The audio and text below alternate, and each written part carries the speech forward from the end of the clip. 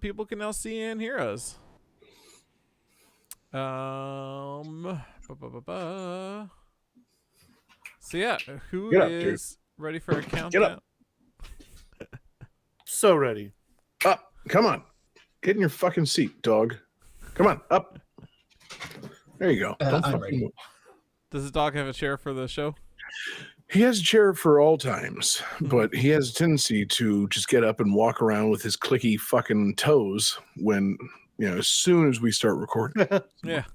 Just trying to get him to stop fucking tap dancing across the room and fucking settle in for a minute. Yeah. He also has a tendency to, just scratch right when the show starts, but that's more understandable. That's the dog thing. They get fleas, they itch.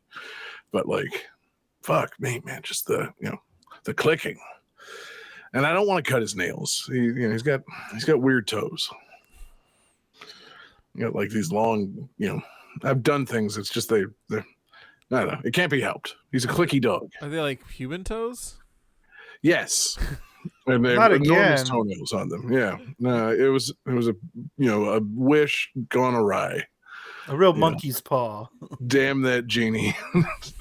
I was going to ask, are they monkey toes and you don't want to touch them because occasionally the dog will pick things up? Yeah, that's pretty much it. You know how much I've been training this dog to use those fucking fingers and toes. How else is it going to flush a toilet? Exactly. True. Yeah. Yeah, I don't even need peanut butter anymore, if you catch my drift. Oh, no. All right, so who's ready to start the show? Yes. Yeah, sure. David? Let me get my peanut butter, and then I'll be good. All right, 5, 4... No, stupid, you need a dog, too. 3, 2, 1, go. Welcome to Game That Tune.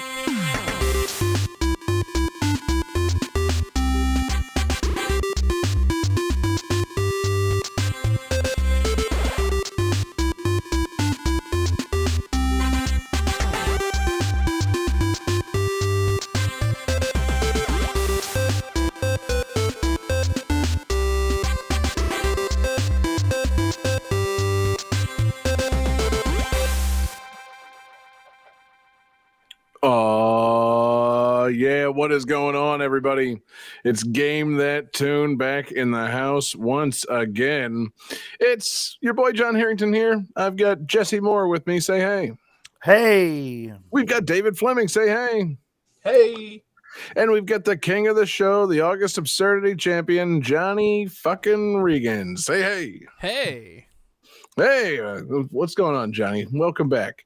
This is your episode of Game That Tune. I should just let you take over right now. Tell everybody what the show is. Oh, so if this is your first time tuning in, this is a show where we rate and review pictures of feet.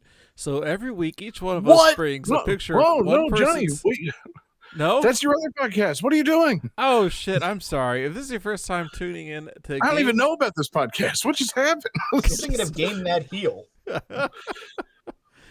So this is your first time tuning in to Game That Tune. This is a show where each of us goes off and picks a game that fits a theme. We bring 3 songs based on the game, and then we listen to the music and say whose feet we're thinking of after hearing the music. What is happening right now? I'm so confused. When you give him control of the show. I know, but my God, man, I don't expect it to go off the rails this bad. Johnny, first I'm intrigued by the idea that we go off to pick our music, as though we all leave from the same place to go find video game music. All right, guys, you ready? 4, 2, 1, break. Yeah, exactly. We venture Break into the huddle. the woods to harvest video game music. Mm-hmm. Okay, Johnny, I'm taking the show back. It's Game That Tune. We're going to listen to video game music and try and guess each other's games based on the songs. A little bit of trivia. We're going to goof off and have a lot of fun. The winner at the end of the night picks the theme for the next episode and plays some bonus tunes, nothing to do with feet, sometimes. And our winner last week, it was John Regan. So now Johnny gets to take over the show again and tell you the theme the theme for this week's episode. The theme for this week's episode was Sega does what Nintendo don't. This is Sega Genesis games, or Mega Drive if you're from Europe. Just not the US, actually. I think literally everywhere else in the world. Japan, etc. is called the Mega Drive, but in the good old US of A. Why did they call it? Why did they call it the Genesis here, Johnny? Explain the history of that.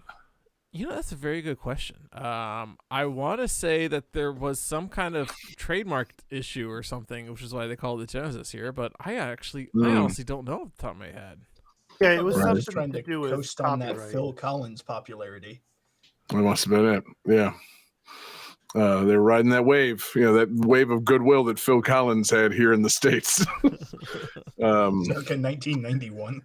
Yeah, big timer. That's something for you to look up during the episode, Johnny. Find out why it's called the Genesis. I looked it up just now. It's actually pretty straightforward. It's because it's America and it's the Bible, right? Yeah, they wanted to represent a new beginning for Sega, and one of the people at Sega of America just hated the name Mega Drive. Ah, well, they're End of right. story. It's not a good name. It's simply. I think it's okay. I think Mega Drive is okay. It sounds like a Genesis attachment to me.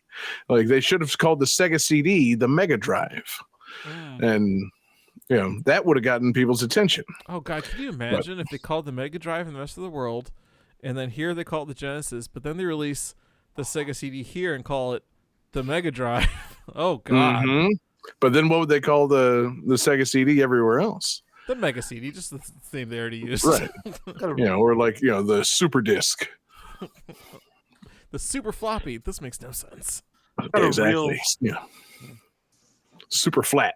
I'm glad they didn't do that. Genesis is a good name. Sega CD is a good name. Also valid for this episode. If you can attach something to your Sega Genesis and play it, it's valid for tonight's episode. So really, we got a great game coming up, guys. Classic, I assume FM synth tunes. If anybody picks Sega CD, then we got some great CD audio tunes. We just got we got a rich and fertile catalog to pick from of Sega Genesis games. We've much like last week on the SNES episode, we've used a lot of them.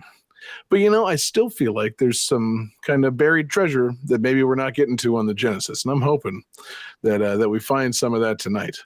I'm looking forward to it, because even when I don't have a fucking idea what the game is, usually I enjoy me some Genesis tunes. So it's going to be a good one. We've got 5 fantastic games. We got a great fan request, and Johnny, if there's nothing else, then we just got to jump into it. Game 1.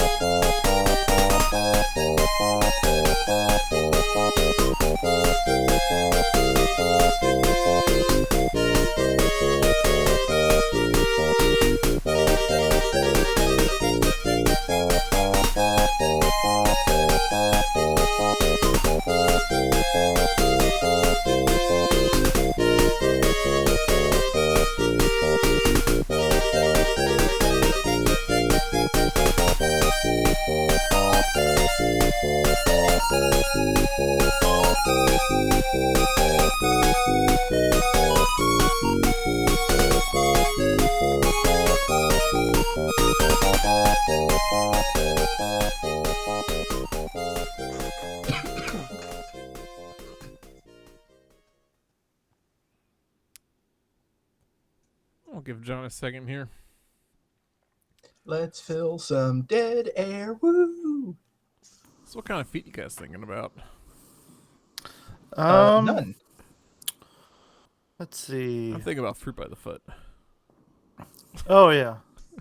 Our cat Minerva, her toes, her feet are kind of like this nice silvery color, but then her toes are white, and it's so freaking adorable. Her feet are so cute. No.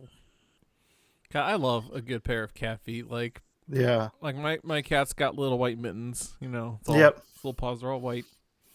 We love calling him Mittens. That's one of his nicknames. Yeah. That's fun. We have a neighbor's cat named Mittens, and she's the friendlier of the two neighbor cats. And she'll like roll around in front of you and let you pet her and stuff. So she's fun. The other neighbor cat, Janet, she just likes to sit on our cars and hiss at us. But I've told her, I said, I'm going to pet you one day, Janet. And then she's like, but one day she's going to let me pet her. Damn it, Janet. I Yeah. pet you. Yeah, pretty much. Oh, man. So, yeah. I have no cats in my life. You Dave, guys just- playing anything lately? I spent all weekend at the zoo this past weekend. I haven't really played any games. Okay. I got very David? drunk at the zoo. You play any of that Wonder game? Oh yeah, I think there was some small little. No, I'm not gonna do this bit. Yeah, Mario Wonder is fucking amazing. Cool. Oh, Cool. I beat Donkey Kong Country for Game That Tune Game Club. Oh, nice. Yeah.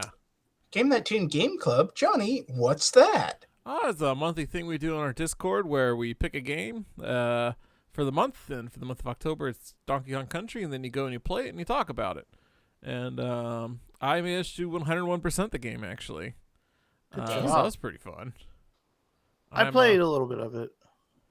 I forgot. I'm pretty good at that game. I kind of forgot about it until I started playing. I'm like, oh my god, like I played this a lot when I was a kid. I still remember like all the secrets are. You know. You think you could speed run it? No, I don't think. Oh. I can beat it in a respectable amount of time, but not speedrun level. You think you could but you know it well enough that you could probably just practice a bunch. You think maybe you could? Yeah, I could probably do pretty good in like a glitchless type category. You know, I don't know. Yeah. Because there's all those crazy glitches you can do where you just like turn into a ball and roll across the screen for the rest of the level or whatever. Yeah. Like I don't know any of that shit, but That's just his dash attack. but I know where the like all the warps are, you know, to skip, you know, to the end of a level. Do you guys know about that way to like? There's a warp you can do after being, I think, the first or second level, and warp through like halfway through the game. Really? Wow. Yeah. I was gonna say, I did not know that game had warps. Yeah. So yeah, there's a few, and yeah, it's on the map screen after you beat one of the earlier levels. You know how you have the icon appear and you got the routes between levels, right? Mm-hmm. Most of the time it's just a straight line between them, or maybe you curve. But there's a couple where it's actually a diagonal, like you go and then diagonal, right? Mm-hmm. And apparently the way it's all coded, if you hit the start level button at the exact right frame, right at that diagonal point, it triggers you like you're trying to go into a level, and it just takes you to a level way later in the game. There's no like level coded there. Like every point is technically a level spot. And those are supposed to be not accessible level spots. And if you do it, it's like, oh shit, all right. It's kind of like doing the world -1 warp in Mario. Like it just doesn't really know where to send you, so it sends you to Orangutan Gang, which is a good chunk into the game. So yeah, you can More you know. you can skip a lot. That's crazy. Yeah. I tried playing it, and I got to like the third like section of the world map or so, and it just, I don't know what it is. That game does not click with me very well. I tried a bunch, and it's just, I don't want to keep playing it for some reason. Yeah, it just makes sense to me. It's apes. I get it. You know. Like I like the characters and stuff, but just playing it is just, I don't know, it's just something about it. David, It's probably just a me problem.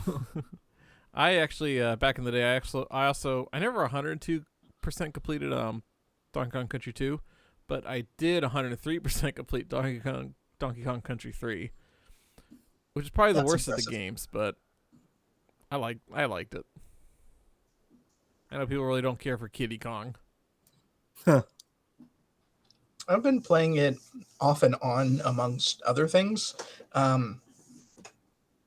And I've been enjoying it, but not loving it. And I think it has something to do with like the physics. Like the jumping is very slippery to me. I love it. You just gotta go lean into it. You just gotta roll with it. Right. Ah! That joke was bananas.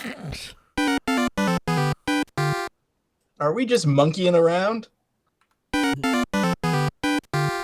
Yeah, this show is a barrel of laughs. Johnny looks like an ape. What? Hey, fuck you. I wanted to see if he would do it for that one. What happened to the cum one? I swapped it out at some point. I don't know why. Oh. I can swap back in. Guess you didn't want to hear cum every time. I think it was because the volume of that one was lower for some reason. I wanted to edit it and get the volume pumped up to match Oh, the that's rest of weird. the board. That was kind of my issues. Every time I hit it, it was like quiet. Need the louder cum. Yeah. Come. I will say the music obviously is amazing. The character sprites don't really hold up on an HD TV, but I was surprised at how good the backgrounds in that game looked. Like the backgrounds are amazing. Do you play I assume you're playing on Switch. Do you play with the sharp pixels, or do you do the CRT filter? I play with whatever the default is because I didn't think enough to change it. Yeah, you gotta turn on the CRT filter on those SNES games, in my opinion. They look so much better when they're a little blurry. Okay. Because that's how CRT TVs were. They were a little blurry. And yeah, because a lot of pixel art just doesn't look great as straight pixel art when you blur it a bit. God, especially what was that game we did last time? Golden Sun. When I blurred that a little bit, it looked great. I was like, oh my god, this looks amazing. Well, I mean, that's also the problem of the Game Boy Advance screen being this big. So once you blow that up to any kind of larger proportion, it doesn't look well. Yeah. So yeah, CRT filter is absolutely needed for the Super Nintendo games and Sega Genesis games, all those. I wish I could make it blurrier and shadier looking, to be honest, because we weren't playing on great CRTs back in the day. They were pretty terrible. Just smack your TV a few times. We were using RF adapters. We didn't even have AV cables at the time. Yeah. I remember when I bought my N64, it came with component cables, and our TV didn't have component slots in the back of it yet. And I was like, what the fuck? I can't play I had to wait till the next day to go buy the RF adapter. Yep. Same issue. Technically, I think you mean composite cables, but whatever. Yeah. Yeah, it came with the, yellow, red, white, and I was like, the fuck do I do with this? Yeah, where do I screw this in? Yeah, I don't excuse me, how do I set channel 3 on this? Yeah. What is this crap? What channel is this one for? 6? Oh no. But yeah, CRT filters, man. That's one thing I like about various emulators like RetroArch and all that, is you can really go crazy with the filters, and some of them go too far. Some because CRTs would warp the screen a bit at the edges, and some filters try to recreate that effect, and I hate that so much. Because they always do it more than it really. I don't remember the screen being that warped back in the day. Maybe it actually was, and I just didn't notice. But anytime I set up those kind of filters to really emulate a CRT, I'm like, oh god, this looks like garbage. I do think it's funny that I don't use the filter for Donkey Kong Country, but in Ninja Turtle Shredder's Revenge, they have a bunch of CRT filters, and I use it in that game. Yeah. All right. So, see here, guys, a little bit of trivia. What the fuck? We're waiting for you to come back. Why? Because that's how the show works, dummy. yeah, that's usually what we do. Bullshit. I was gone for like 10 minutes. Why didn't you just soldier on? What the We fuck? vamped. That's a bunch of wasted time. We Yeah. vamped. No, We did Why? really well. Real good vamping. Yeah. So let's see here. Unlike the first game, Minnie Mouse also features as a playable character in this game. I waited for that. You waited for me to fucking say that? Oh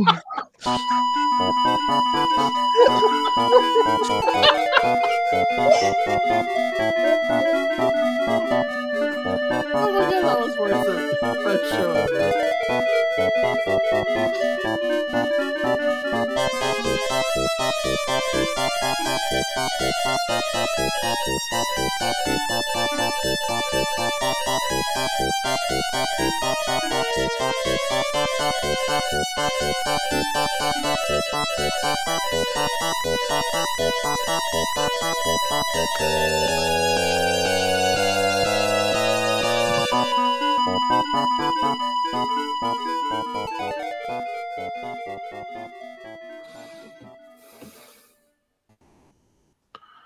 All right, who's got some answers?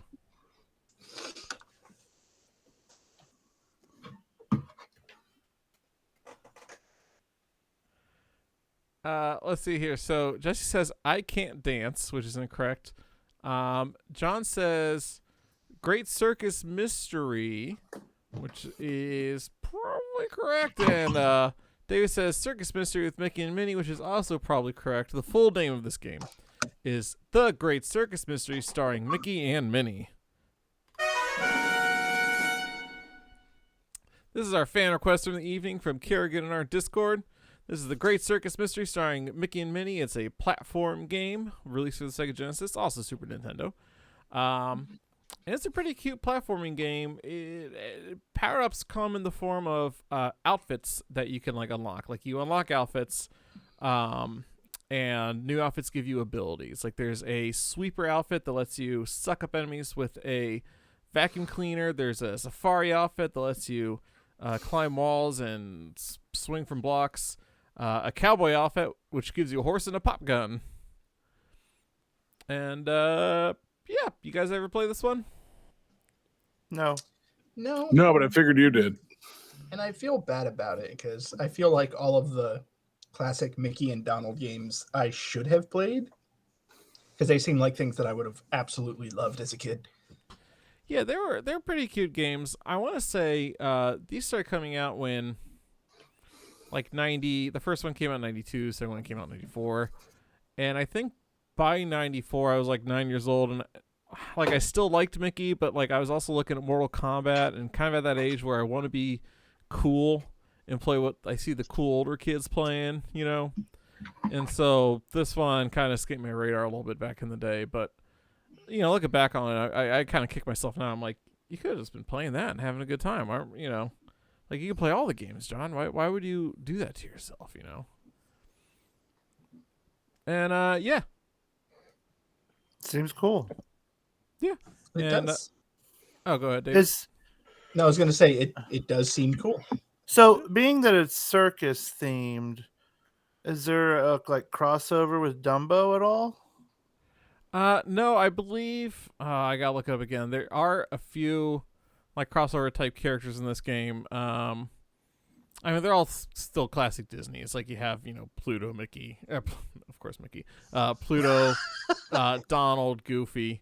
And the plot of the game is that you're trying to like save people from like there's a circus. These characters have gone missing. You're saving them. There's Pete involved. I don't think so. That's a good question. He should be. Pete should be. Sounds in like more you never things. solved the mystery, Johnny. No, I've always been pretty bad at puzzles and mysteries in general. Right. I mean, I'd be curious if there actually is a mystery in this game, or if they just kind of tell it to you up front, and the name is a bit of a misnomer. yeah. It's a So platformer. Like, what do you want? There should be a mystery as to A who was mysterious platformer. who's behind all these circus-based antics. You know, you ever heard of a mask? You ever seen an episode of Scooby-Doo? It's not that complicated. I've never seen an episode of Scooby Doo. If that's true, you're the richest of all of us, Johnny. I've seen a lot of Scooby Doo. Yeah, I'm sorry, man. Was there What a Scooby-Doo shock. episode in a circus? There has Yes. to have been. They're always in like What do you mean? abandoned carnivals and stuff. You're in but like haunted Carnival's houses not a and shit. There has. It's to close be a enough. circus. Yeah. There's clowns. So. There's amusement. There's got to be a Scooby Doo set in some sort of amusement center. But yeah, I don't care to find out. Fuck Scooby Doo. And so I'm looking at more stuff. Pete is in this game. He's like the main final boss of the game. Okay, well, So mystery solved, Johnny. Come on, man. You gotta say spoiler alert before you say that. God, What is the matter with you anyway? he's up to something tonight. God. Can't believe Pete is the boss in a Mickey Mouse game. Like that's. He was the boss in that Goof Troop game, man. Now he's got to be the boss in this. Come on, Did you man. know he's a Come on. cat? You know, I only learned that like last year. Huh. Yeah, I never knew what Pete was. yeah. I mean, But I knew always what assumed he was- but he was an asshole. But Well, yeah, but for sake of the animals in that Disney World, I always assumed he was like a big like I don't know like supposed to be like a bulldog. You know, he's got that big jowl. I thought thought Goofy's like a bloodhound and yeah, Pete's like a bulldog. I thought because It never occurred to me that he could be a cat. No, like The- you never see makes him the poop. pointy ears make sense with the cat. Yeah, but I mean, how often do you really notice that Pete has big pointy ears? I feel like they're not Well, very big. Because I Cat always thought he ears was like a wolf, feel like- for some reason. I don't know. Yeah, see, world's fattest wolf. Yeah, he doesn't really have any whiskers. Like that would be a pretty good one if you had big long whiskers like a cat. If you poop, There's in not his really socks- any character in- stubble. Well, yeah, that's just because he's a man, David. He's a middle-aged guy. Of course, he's got some stubble. He's got the Homer Simpson face. Yeah, middle-aged cat man. Yeah, exactly. Is that what I am? I think so, Jesse. Yes, I have 5 of them. thoroughly, Jesse. That is, you might as well put that on your fucking LinkedIn. Yeah. That is you to a T, my friend. And I'm not just saying that based on Proud the of hat. it. I know how many cats are in your house. Anyway, yeah. So, Johnny, you ruined the mystery. Yeah, sorry guys. If you were just thinking about picking up this game and solving a nice little mystery, you waited a little Fuck too you. long. It's been almost 30 years. You probably should have picked it up at some point. Don't know what to tell you. I guess you really goofed. Wrong. For that? Come on, man. Is Goofy even in the game, Johnny? You're just handing out sounds all willy-nilly? I think Goofy is a character you rescue in the game. I don't believe he's a playable character. Or like, I'm trapped at the circus again. What a mystery. Here's the real mystery. Who did I impregnate? I wonder what was in the other side of that glory hole. Okay, well, way different game. gosh. Also, I mean, what do you mean you wonder what was on the other side of the glory hole? It's usually somebody attached to the penis. Or I guess, if Goofy's the one, entering the hole, then it could be almost anything. Damn. There could be almost anything on the other side of that hole. Anyway, Jesus Christ, man. Man, this show's killer tonight. Yeah. What a pleasant start, though. Yeah. Nice game. Good tunes. Nice way to kick Yeah. it off. Everybody loves the circus. Nothing problematic or weird about the circus. Yeah. Remember when they used to put like hooks in animals to like drag them to the ring? Johnny, come on, listen. Game 2.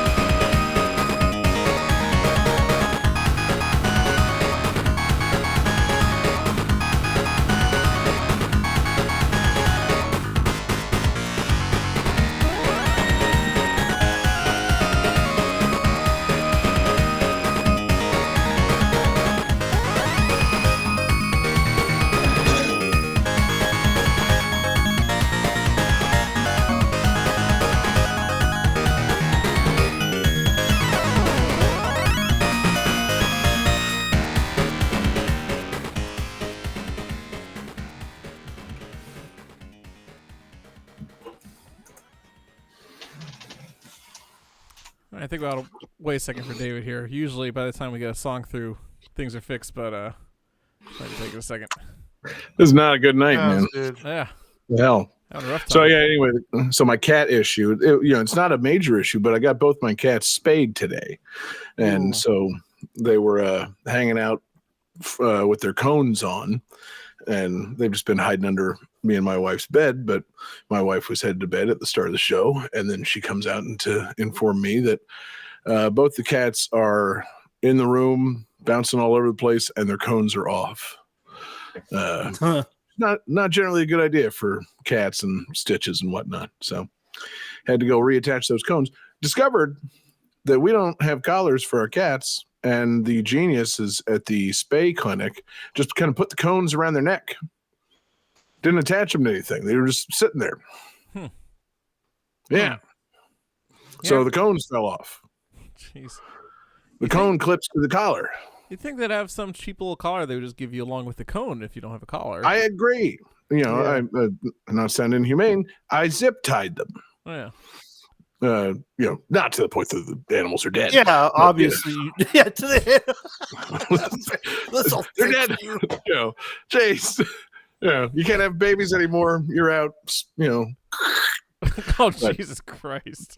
That was the sound of a zip tie closing. Oh, okay. Yeah, around around an animal's neck. But yeah, no, so I had to go back there. I had to get my fucking zip ties out of the closet, fucking rig up a couple of collars, catch the cats, fucking find the cones.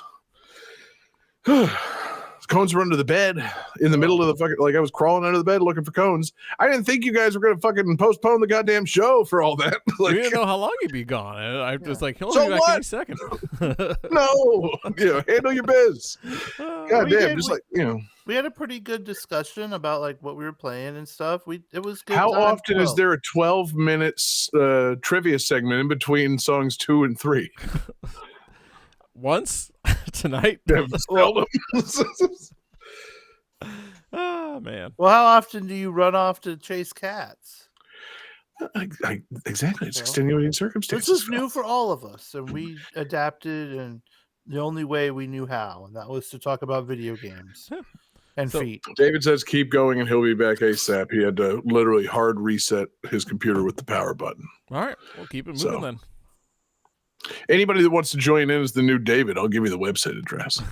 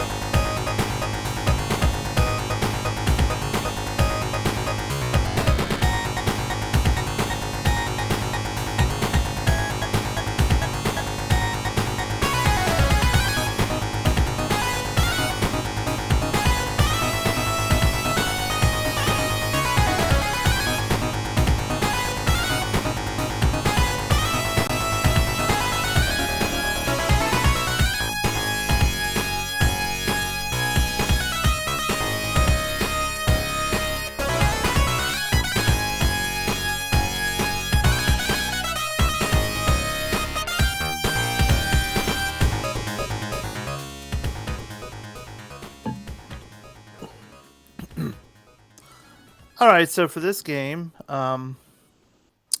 unlike all the other versions of this game, this one was rendered entirely in 2D with a more traditional hand-drawn sprites, replacing the motion captured 3D models of the other versions.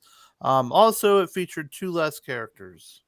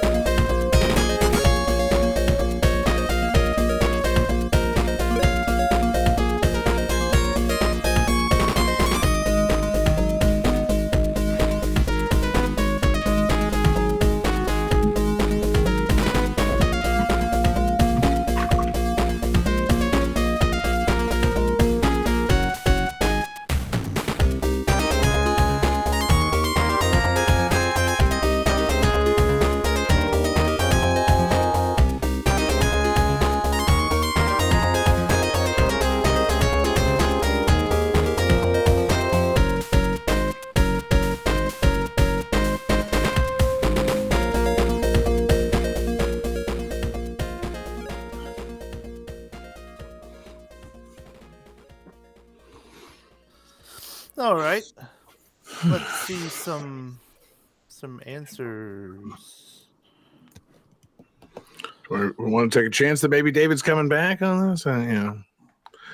We could I give don't a know. few more minutes if you want, like a couple minutes. Just in case. Yeah. I say we give it like 20 seconds. John, what games are you playing lately? Super Mario Brothers Wonder. Okay, you liking it? Yeah, it's great. Okay, cool. Yeah, my kid is not the best gaming partner, but he's having fun. Awesome. Yeah. Awesome. He's not handling the anything resembling challenging platforming very well, but he's getting the hang of it. He's having fun. It's weird for this to be his first side-scrolling Mario game. It's a lot. Mm. A lot going on in the game. Cool. I want to play it. Yeah, it's good. I'll lend it to you, or if you order using one of those deals in our Discord, maybe you'll get it by Christmas. Maybe. But, yeah. So fuck it. Let's do some answers. All right. Answers. Whip them out. Nope. Oh, there he comes. Oh, here comes David. Wait a minute. What? Nope. Is this Hello. David? It is I, David. Wow. Oh, hi, David. Thank goodness Hi. you're back. No, hi, Kerrigan. How are you? I am nervous, but happy to fine. be here. It's okay. You have a Twitch presence. You probably get more viewers than we do. Nothing to be nervous about. You've crossed over. Last time I had 4, so I am basically famous now. Yeah. Exactly. That's 99%. enough. 99% is showing up, and you're here, so you're good to go. Yeah. Thanks. I don't know if you listened to the tunes or wrote an answer down, but we're revealing our answers now. You know what? I'm gonna do my best. All right. I'm just Oh, right. Yes. All right, so Kerrigan drew a smiley face. That's sadly incorrect. Johnny and John say Virtual Fighter 2. That is correct. Yes. This is Virtual Fighter 2 on the Sega Genesis. What? Swan. I think it's also on the Switch online, Nintendo service thingy. Wait, is it this version? Yeah. Yeah. It's this. No, yeah. You can play Sega Saturn games on the Switch now, John. No. Well, I'm sorry, man. They have those arcade classics, other games. I thought maybe they put the good Virtua Fighter 2 on there. No, they put this one. That's really funny because So- I haven't played this, but its reputation does precede itself. You can't really take the first 3D fighting game in like video game history and fucking distill it down to not 3D and have it go over well. Oh shit, David's back. Now you guys have to fight. Oh, this nope. is awkward, Bye. David. No, crap. come back, please. Oh, this episode's going Oh, real no. smooth. Oh my god, I'm a home wrecker. I'm so sorry. What have I done? He walked in on us. Oh, This is so awkward, you know, but this Oh, can't how be are the we gonna most awkward explain thing this? David's got me doing. I thought they were you. Yeah, jeez. To Oh my start. god. Bye. Ah! Up. Wow, what a useful drop in. I keep switching layouts. What an episode. Damn it. Okay, there we go. Okay, well, thanks, Kerrigan, for popping in for the couple of minutes that we're going to edit out of the show because David's back. I thought Kerrigan was going to hang out and talk Virtua Fighter with us. Yeah, David, what was Hey, your David. answer? Oh yeah, what's your answer, David? Kerrigan drew a happy face for you. Oh yeah, it was gonna be a penis with a happy face. Okay. Mm-hmm. We You're got wrong. You're gonna have to pull my audio from the call. That's fine. This is so yeah, Virtual Fighter 2 on the Sega Genesis. You know, I appreciate an interest, like, you know, when you play like a handheld port of a game and you're like, I know this is not going to be anything like the console version, but it's going to be silly. And this game is kind of like that. Like, they're essentially changing Virtual Fighter, which, what is the big thing about Virtual Fighter? It's like one of the first 3D fighting games. It is the first 3D Yeah. fighting game. And so, like, this is a 2D fighting game. And it's, you know, it's admirable because the game actually works. You know, it's not the same. Like, it's, I was reading, they had to take away a lot of the moves, but No kidding. there's still about 700 moves in the game, which is as many as there are in the first Virtual Fighter. So that's character? No, not per character, probably in total. Oh. God, Right. 700 with one character? I fuck that. With all characters. Jesus Christ. I have trouble learning like 3. Like, you give me 3 good moves I can learn in a fighting game, it's like, okay, those are my, you know, that's what I'm gonna be spamming. That's my struggle on those that new Mortal Kombat when we were playing that. It's like keep pulling Yeah. up the move list. All right, I found 3 things my fingers are comfortable doing. That's what you're gonna get from me, baby. Pretty much. Not stringing combos. When I play fighting games, I learn one move, quarter circle punch. If that fighter has that as a move, great. If they don't, I'm not learning it. Yeah, deep trouble. Johnny, this is Tekken. That never works for anybody. Oh well, I'm not learning anything else. Yeah. But yeah, I can't believe they decided to port Virtual Fighter 2 to the like. Bold. I could see them maybe saying, "Oh, let's put on the 32X," but just straight Genesis. There was a 32X one and it ran fine. It was, you know, And it was the 3D thing. yeah, 3D. All of them were 3D except this one. Shouldn't And have then done it was just like a weird 2D art that kind of vaguely reminded you that, oh yeah, isn't this supposed to be in 3D? Because this sure isn't. Yeah, it's like a Game Boy port of a fucking fighting game, but on your TV, so it just makes you feel Yeah. dumb for playing it. Yeah. Like the novelty of a Game Boy or a Game Gear port is that they're shitty and handheld, but it's like, yeah, I can play it, you know, on a car ride. But like, why would you play a 2D version of Virtua Fighter at home on your TV when you could, I don't know, go to the arcade and play it on a TV for a quarter? Or I guess if you owned a 32X, you could play it on that. Well, here's what you do. You buy the Sega Nomad, which is a portable Genesis, and now you can play 2D Virtual Fighter on the go to the arcade, where you then play a real game. Right, yeah. Get your mom to give you a ride and be like, oh, whoa, what am I doing with this? Lasts longer than the Game Gear, surprisingly. Well, that's a pretty low bar. Yeah. Jesse, True. I definitely see what you're talking about because I was curious. I was like, Virtua Fighter 2, like it was a very, very early 3D game. So it didn't look great. Like it was super blocky and everything. It's like, I'm sure it looks better on the Genesis. And the sprites are nice, but the sprites, it looks like they're trying to convey 3D models, which just is just going to remind you that it's like, why am I not playing the 3D version? Mm-hmm. It's a mistake all around. There's no denying it. I recall back in the day, the Genesis version of Virtua Fighter 2 was the basis for a lot of bootleg fighting games. Like there was a Tekken game for the Sega Genesis that was just a hacked version of Virtua Fighter 2 for the Genesis. Oh, wow. And so, Jesse, I'm sorry, real quick. Am I seeing this correctly? This came out on the Genesis in goddamn 1996? Yes. Isn't that wild? After the release of the Saturn? Again, yes. Like more reason why. Okay, now hold on. See, I thought this was like they did it here first kind of thing. Why would they bother doing this? Yeah, that's another thing. It's like, what were you doing? It's almost like when you're like, wow, Madden 19 is on the Wii. What the fuck? Who still plays that on the Wii? Oh, God. No, wow. That's fascinating. I didn't know the timeline of this. That's so fucking late to be releasing Virtua Fighter 2 on the fucking, December of 96. Fuck, man, that was like in Nintendo 64 launch time. And they're fucking, they're hitting Christmas shelves with Virtua Fighter 2 on Genesis. Like, that's so fucking late to release Virtua Fighter 2 on Genesis. That's so fucking late to release anything on Genesis. Yes. Wait, we still make Genesis games? Yeah. Yeah, Virtua Fighter 2.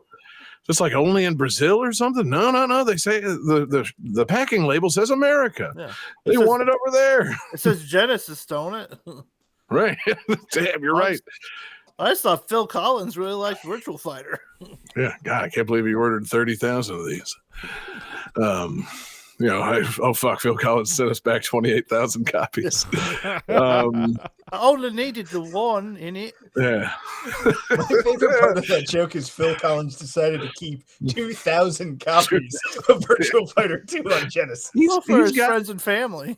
Yeah, he's got Christmas coming up, David. The Mega Drive was huge. That's true. It is December of 1996. Yeah, with Phil Collins. Yeah. Man, about to do Tarzan. One thing I'll say that I do love about the Virtua Fighter series, no matter what the game is and what system it's on, love the logo. Great font. I love that cursive and that gradient. It's a classic 90s look, man. That's it's low praise. Not much to say great about Genesis Virtua Fighter 2, but I will say I love the Virtua Fighter cursive logo. Street Fighter logo is cool. I feel like the Virtua Fighter logo is smooth. There's your box quote from Game That Tune. Virtua Fighter 2 on Genesis. It's got a nice looking logo. Listen, hey, I'm a sucker for a good 90s font, and I'm trying to think of a nice thing to say about it. The series has a good font. I can't put it over any other series, like 3D fighting games or otherwise. But Virtua Fighter might have the best of the 90s logo fonts. There it is. Hot take. I know. I'm sorry. Hot take. Yeah. Good logo. They probably paid somebody a lot of money with all the money they saved from adding the letter L to their titles. They're like, if we just cut that little L out of there, we can probably we can get somebody to design this thing. It's going to look so smooth. And they did, and it was great because it's not virtual fighting; it's Virtua fighting. Anyway, Jesse, is there anything else on Virtua Fighter 2 on the Genesis of all things? No. Good soundtrack. Play it on Switch. It's weird. Do you really recommend that? I mean, if you have the Nintendo service online or whatever, fucking, Mhm. and you got 5 minutes to kill, you got the Switch, you're in the bathroom, you're like, Word. gonna pinch this off and play as Akira. There are worse ways to take a shit Yeah. than playing Virtua Fighter 2 on Genesis. There's your box quote, guys. Saying in that font. There's our next T-shirt, guys. Yep. Get ready. We're gonna get fucking all kinds of copyright strikes against our merch store as soon as we start using the Virtua Fighter font, baby. Yeah. Ooh, it's gonna be good. Real Virtual good. Pooper. Mm-hmm. Turdua Fighter. Turtua, that's good. Game 3. Good day.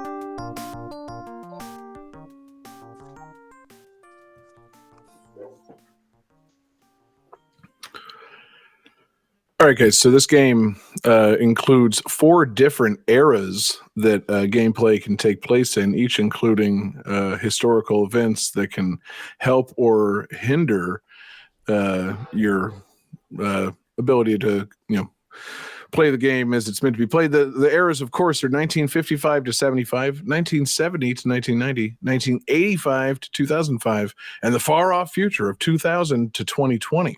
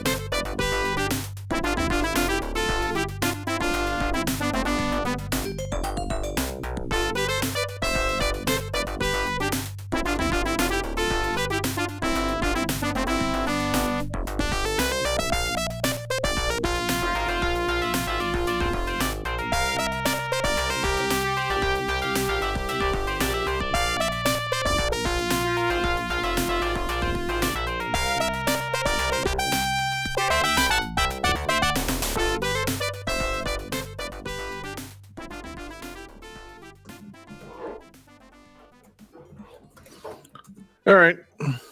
Who's feeling great? Feeling pretty good. All right, guys. Let's see some answers.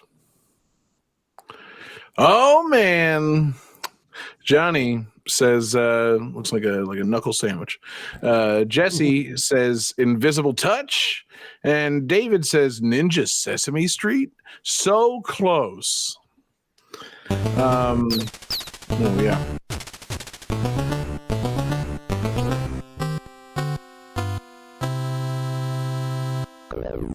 I swear I that do like- second song had part of the Sesame Street melody in it. Well, who could say? But I like that you're, I don't know, you're kind of inferring from the context of the eras, like the early era of public broadcasting on into the future. You're right on track, David. But no, sadly, this is not a Sesame Street game. No, this is a little game called Aerobiz Supersonic. Oh, I've heard of this. What? Yeah, Aerobiz. Yeah, it's Supersonic. You're running the Concorde airline, right? The supersonic, air business in the air, Aerobiz Supersonic. Yeah. Do you think you're joking, Johnny? I do. Don't tell me. Yeah, no, you're not. What? Yeah. So my story with this game is I never really paid close attention to it. I saw it named in like Nintendo Power, and I saw it on the shelf at Blockbuster, and never really gave it the time of day. But I always thought, Aerobiz Supersonic, that sounds kind of cool. I assume it's like a supersonic jet flying game. Choose a jet, maybe it's some fighter stuff. I was really keyed in on the supersonic part of things. It was the 90s. I love Seattle Supersonics. Supersonic, good word. Gets my attention. What I wasn't paying attention to was the word Aerobiz. This game is not about flying supersonic jets. What this game is a airline management simulator. On the Genesis? On the Genesis and the Super NES, yes. It's a business simulation in which you take control of an airline, and you take control. You choose a home base for your airline, and then try to become the top airline with 4 other major competitors around the world. This really did happen. It really came out. It's actually kind of intriguing as a like a sim game. You set up shop in like one of the major cities, and there's 7 different regions. You got fucking North America, South America, Southeast Asia, India, Middle East, Africa, and Europe. And I think that was 7, maybe, I don't know, close enough. And so you choose a hub city for your major airline, and then it's about you have control of like agents that work for you, and you send them out to the cities nearby to negotiate routes. And you can also send people out to buy new airplanes from airplane manufacturers, and then eventually you start running flights, and it's all about managing your planes and their capacity, and you're trying to get the most passengers and make the most money. The goal at the end of the game, I believe, is they set goals. It's not designed to just be like an ongoing thing. It doesn't go forever. It's not like SimCity or whatever, where there's no theoretical end. You got those 20 years to do your fucking thing. And if by the end of it, you haven't achieved the goals, which are usually become number 1 in 4 markets, have the most money. Well, they give you 3 or 4 win conditions, depending on the difficulty. You don't win. In fact, none of the characters or none of the airlines will win if they don't satisfy that goal. So I guess it is designed to keep you playing. In that case, you try to figure out how to run a fucking airline properly. But yeah, it's a weird little sim game. It's just all about managing your things and sending your guys out to negotiate routes. You can buy or partner in with different businesses in the big cities that you want to operate in. Like you can buy a hotel, you can invest in an amusement park, you can do all these different things to try and draw people to your different cities and use your airline. It's a really interesting little game where it's one of those games that I only learned about it being this in the last few years, and it's one of those things that made me so thankful that I never rented this, because like I really always just saw that name and thought, oh yeah, okay, supersonic flying thing, maybe something like Arrow the Acrobat, but it's not a bat. I'll hold off on that, and then I just never went for it, and then I find out years later, oh, that wasn't an action game at all. It was a goddamn airline simulator. I'm like, well, thank fucking God I never spent $5 on that. I would have been furious. Like, if I had rented this shit when I was 9 years old and gotten home and was like ready to fucking, pop in a cool new action game, thinking I'm getting like, Gradius or some shit. And then I get airline simulation. I've been like, hold on. Now, I don't often ask for a ride back to the store, but Dad, I'm going to have to insist that I get a ride back to the store because what the fuck have I done? This is a mistake. It's a hoot, and it's got the different eras of aviation or whatever, like of commercial aviation, I should say. Like the 50s where it's like it's like the dawn of commercial jets, and then the 70s there's like fucking instability and things that affect the business. There's Cold War and like oil crises and shit, and then the 80s are sadly based on this game. It's like kind of the Reaganomics era, so everything's okay. What, Jesse? Can you smoke on the plane? You can't be on the plane. There is no on the plane. You're a fucking, you're looking at a screen. You're an accountant. Let me rephrase Jesse's question. Can you let people smoke on the plane? It's probably an option that you eventually have to acknowledge that it's healthier to turn off. But my favorite thing is that there's the 2000 to 2020 era, which is in this game it's about the replacement of jets with supersonic jets, and that being the future of aviation. Totally happened. Mm-hmm. Like, it's so good that we replaced just those old jets with supersonic jets. And I was doing a little reading on it made me think, hey, wait a minute. Why didn't we replace all jets with supersonic jets by now? And turns out there's actually a pretty simple reason. It's prohibitively expensive and also scientifically basically impossible to make it worth anybody's while to do this on a commercial basis. Like, the amount of money it takes to operate a supersonic jet and to overcome literally the force of drag is greater than they could ever charge anybody to make money doing fucking supersonic commercial airline flights. It's an unfortunate reality, but it's like, why do planes still go the same speed they were going in like the 70s? It's like, well, it's kind of, they crunched the numbers, and it's not really a great idea to go any faster. It's they kind of maxed out the speed as much as they could. It's it sucks, but that's just that's the way of things until they figure out until they fucking figure out a way to cover the fucking plane in cooking spray or some shit and let it just glide through the air with no drag. They're not going any faster for fucking commercial planes. Obviously, it works different for fighter jets and shit like that, but like, it's just not a thing that's really happening. It's a shame because I've been thinking about it. I'm like, why can't I get a faster plane? Well, come on, do it. Can you just imagine boarding your flight? You sit down in your seat and look out the window, and you just see a guy on the wing with a can of Pam. Hell yeah! There's a man on the side of the plane.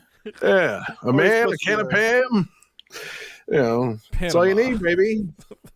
I am glad, but also sad that you qualified the various periods of commercial aviation, because God, I want to unlock a Wright Brothers plane in this game. Right, yeah. That's a good way to run a non-successful airline, David. Fucking, shuttle your fucking passengers around from, Tokyo to Beijing in a Wright Brothers plane. This is why you don't get to run an airline. Oh, I had a different idea. How many passengers can you fit? 2? Yeah. I was Maybe thinking, No, three if less. they're thin. Way less. I was thinking you start a whole airline that just transports passengers up and down about 100 feet of Kitty Hawk. I need to buy a landing area in Kitty Hawk and also a takeoff area shortly, just a little ways that way in Kitty Hawk. I could bid for this, but yeah, it's a bizarre business management game. It's got fun, chill Sega Genesis tunes. I like the tunes. I like the vibe of it. I think as an adult, I appreciate this more, and I think I could have found the fun in this if it were like, a phone game. Like, if this were a fucking app where it's like, yeah, fucking, manage your flights and like, I don't know, take over the world with supersonic jets. Yeah, that sounds great.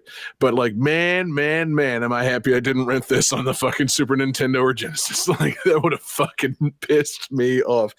Because it would have been it's one of those things that would have gone not only completely over my head, but like those systems just weren't good for like pointing and clicking at things. So they had everything simplified with big dumb buttons, and I wouldn't have known what anything did, and it would have just been one of those frustrating fucking experiences.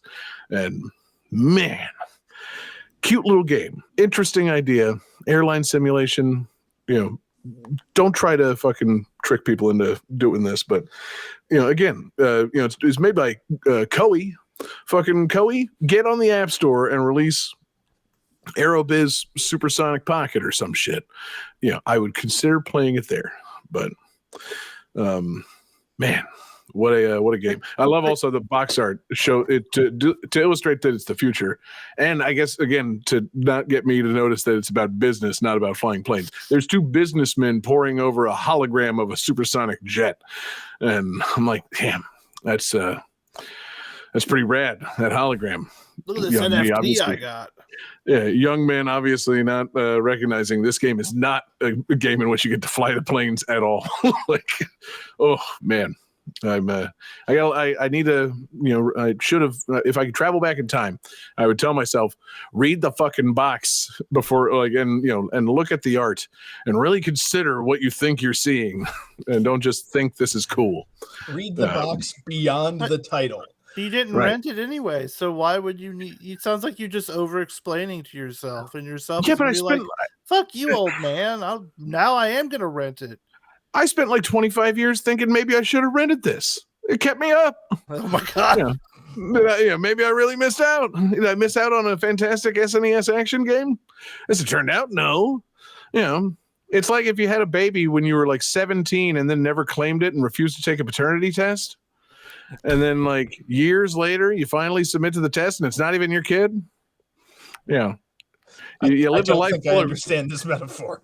You lived a life full of regret for fucking dodging that bullet all these years, but then ultimately, it's not your problem. What a very specific.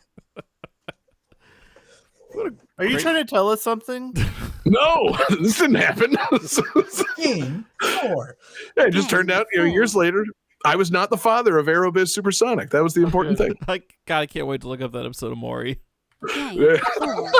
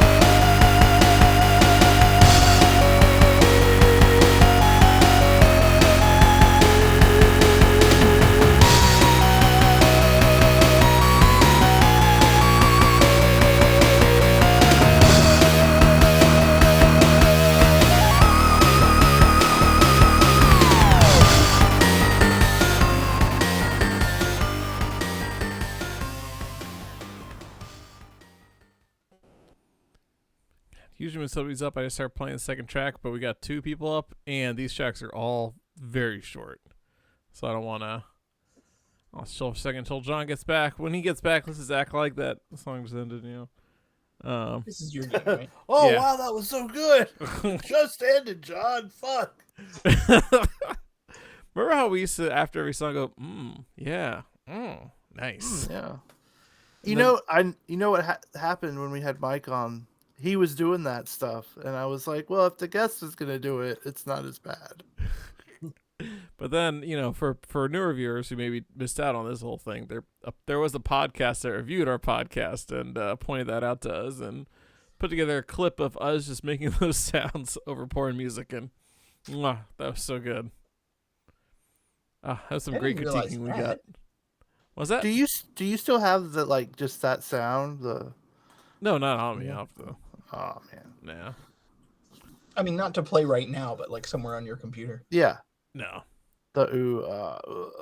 Okay.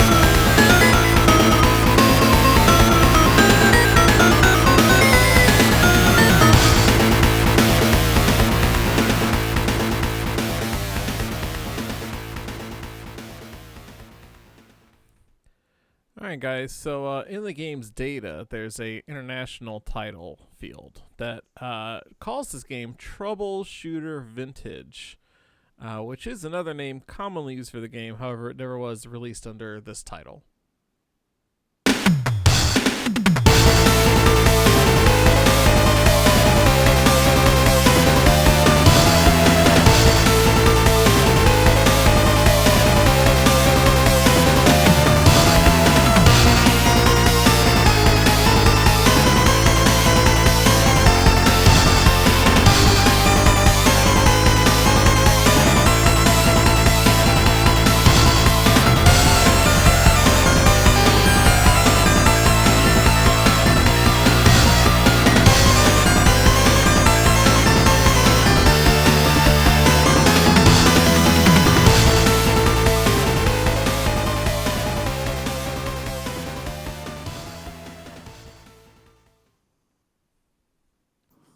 Alright, who's got some answers?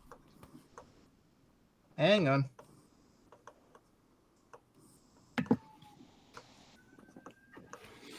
It's a very long and elaborate subtitle. It's not gonna be worth it. Alright, so let's see here. Oh my god. So David says Thunder Force, whichever we haven't used. I agree, John, that wasn't worth it. John says IT Crowd Classic. Nope. And then Jesse says Not Troubleshooter Vintage IT Crowd Classic. Come on, man. Oh, that is good. And then Jesse says Land of not Confusion. good. These are all incorrect.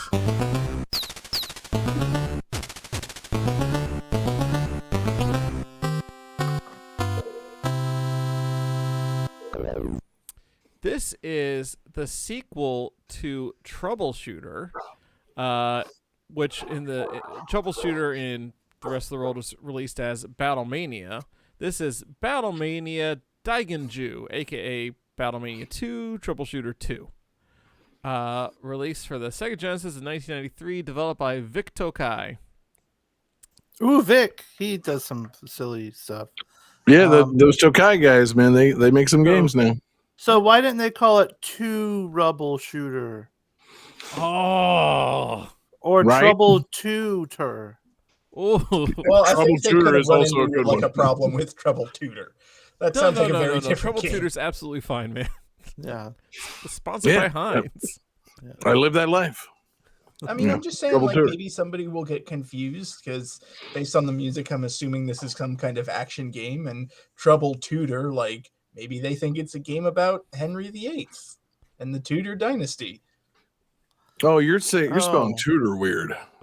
Tudor. Yeah, no, I'm thinking Tudor like my butt. Yeah, we're talking about farts, David. Oh, I was Yeah. thinking like someone who like teaches you after school.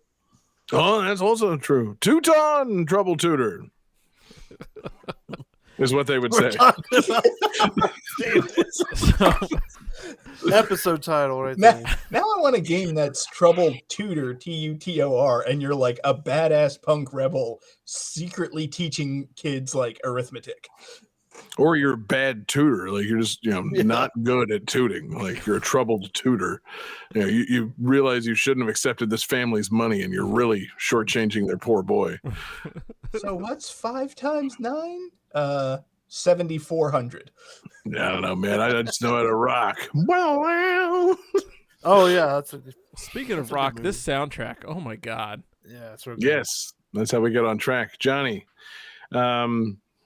I hate to go ahead and ask this question, but was this released in America? It doesn't sound like it was. So yeah, this is a side-scrolling shooter game. It's a pretty You're not interesting answering the game. question.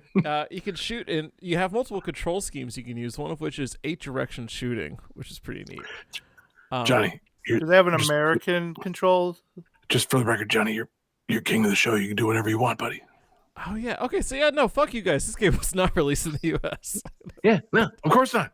I just wanted to make sure because with a game like with a name like Battlemania Daijinju, it just doesn't really sound like the kind of thing that would make American shelves. And I'm not sure Troubleshooter. What is the subtitle? Vintage? Yeah, I don't know if that would make it on the shelves either. yeah. It didn't, but And I really don't know why, because it's really, I mean, I think I kind of know why. Like, it's a pretty dope game. I think it's filled with a lot of Japanese humor that's hard to translate. Might be part of it.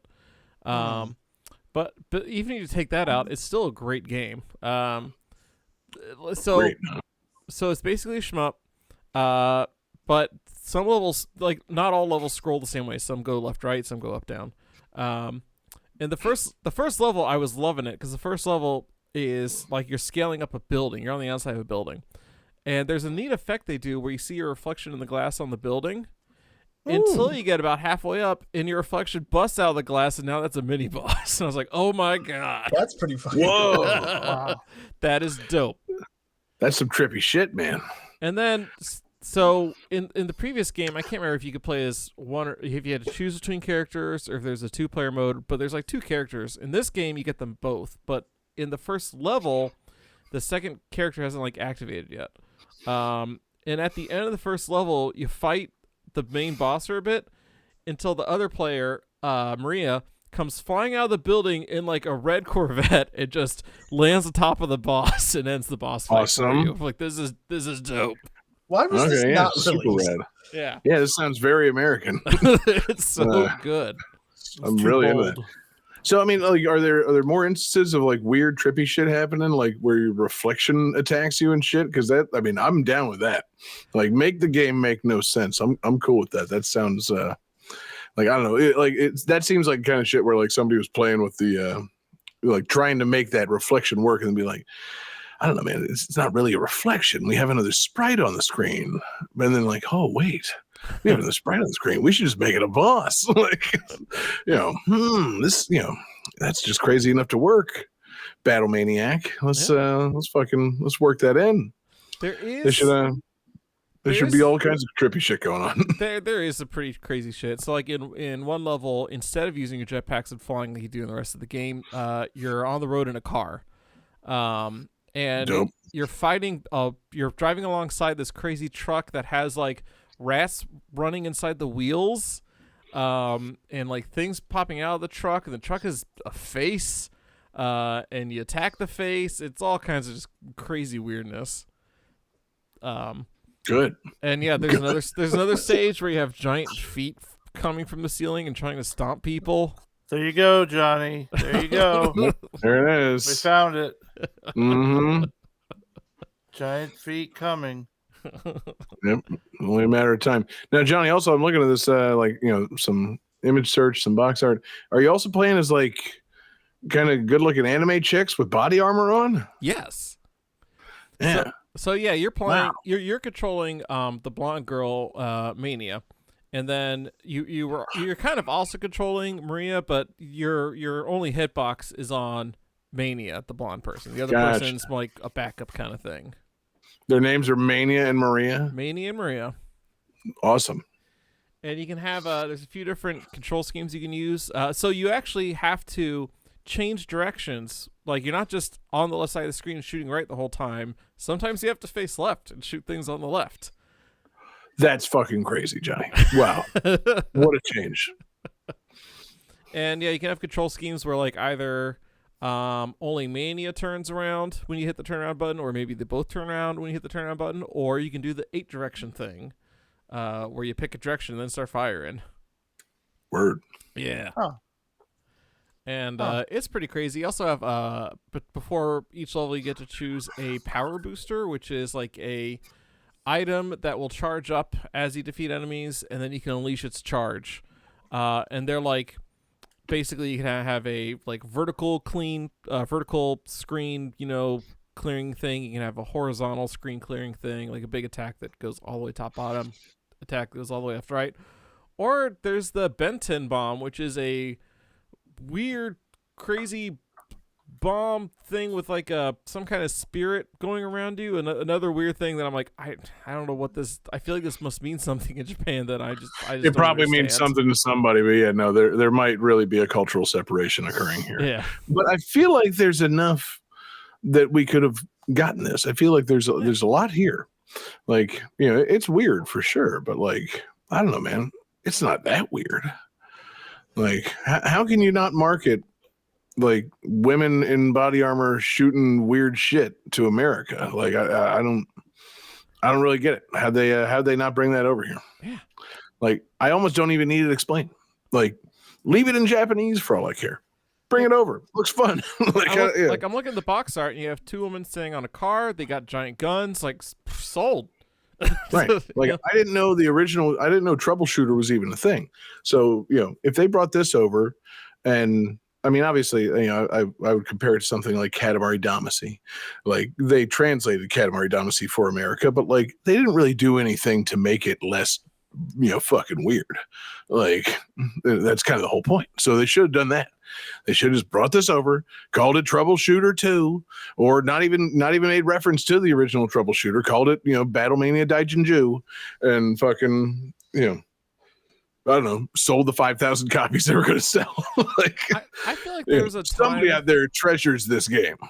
I feel like there's a time when I think all the game companies just had a hard time dealing with Japanese stuff in general, right? Because they were always redrawing box arts, for example. Right? Yeah. Like, Kirby's too happy. We got to make him angrier. yeah. Fucking America hates women. We shouldn't publish this game. That's probably, God, I hate to laugh at that, but you're probably right. I finally got there. Literally, just in starting that sentence, I was like, "Wait, I figured it out." Fucking yeah. Shit. They're women. Yeah. America really doesn't love that, which is a shame. Maybe if they had covered them in more body armor like Samus, and then only revealed that these troublesome shooters were women by you beating the game, maybe it would have blown some minds and changed some hearts, huh? Women could do things. Women can be troubleshooters. Oh, This is America. I thought women were just trouble. I suppose they could. In America, they could be trouble and shooters. I was going to say, I don't think the problem is America hates women. I think it's America hates Oh, it's women with agency. Sure. What if one of them got that moon sickness? I don't want no women doing stuff like that with their emotional, Right. breakdowns while they got all them guns and body armor. I tell you what. Mm-hmm. Is moon sickness being a werewolf? No, man, it's a period, stupid. Oh, okay. Now, David, you played Metroid Other M. What if in exchange for these women's agency, they got this game published in America? What if they just changed enough about the game to where a man was telling them what to do the whole time? Charlie's Angels. Yeah. Think about it. I'd rather not, because that requires thinking about Metroid Other M, and I want to think about that game as little as possible. Was I off base with that reference? Just for the record, I didn't play Other M, but I feel like that was a criticism at the time. Oh no, that's absolutely something that happens in the game. Like, It turns out the whole thing's just about men. yeah. Damn. Yeah, shouldn't have been. Should have been, just like other Metroids. Women be bounty hunting aliens. That's what the fucking Metroids should be. Just like this game, they could have called it Women Be Shooting. And we would have been in fucking business, baby. They could have gotten Sinbad to market it. Put them in like American flag bikinis. No, man, no, don't change anything else. Just fucking call it Women Be Shooting. Like, that's all it takes. Yeah, put them in a Sinbad windbreaker for all I care. Don't even translate any of the in-game text from Japanese. Nope. Nothing else changes. Just leave in Japanese. Beautiful. Yeah, Wouldn't Be Shooting. It would have worked. Damn, we finally got there. We could have saved America from all these ensuing years of woman hating if we just fucking got Women Be Shooting onto the shelves. 30-something years ago. They could have done it, man. We got to get Vic Takai on the phone. We got to get that time machine fired up. We got society to save here. On it. Yeah. Game 5. Did that not sound like a punctuation mark? Game 5.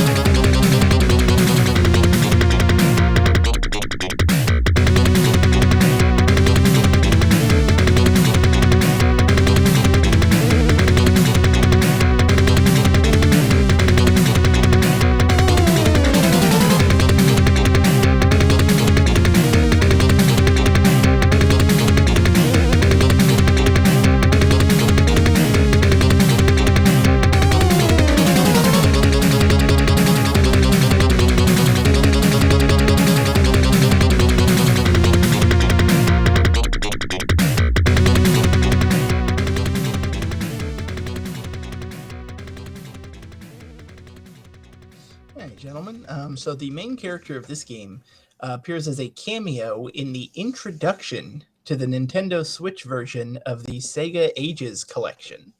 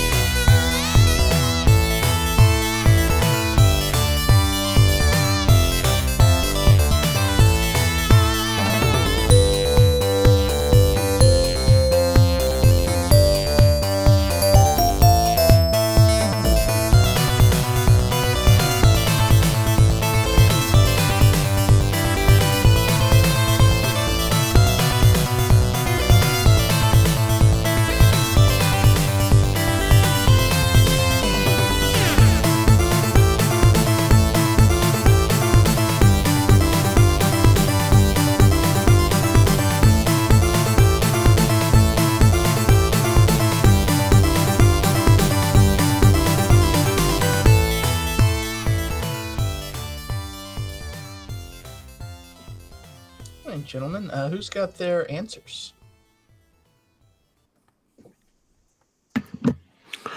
Don't I always, David? Don't I always?